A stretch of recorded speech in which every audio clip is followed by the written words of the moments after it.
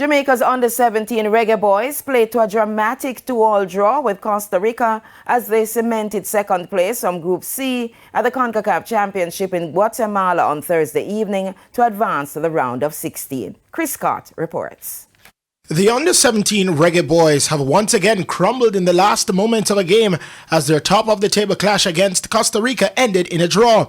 Jamaica started lively with Alex Xavier Gooden putting them in front in the 17th minute, a lead which they were able to maintain heading into half-time.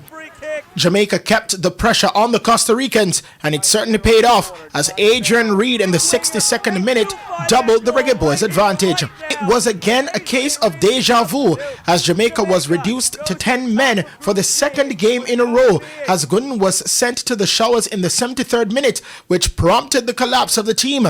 The deficit was cut in half as Roy Bustow popped up in minute 78 to make the game interesting.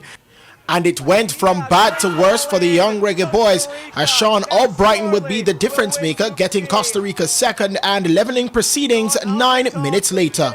With this drawn result, Jamaica finished second in the group with 4 points. Meanwhile, Caribbean neighbors Cuba secured third place from the group after beating Guadeloupe 4-0 in the other match.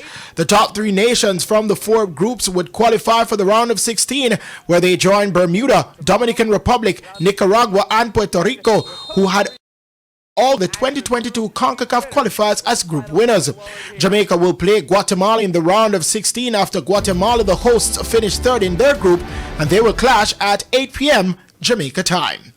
Christopher Scott, TVJ Sports.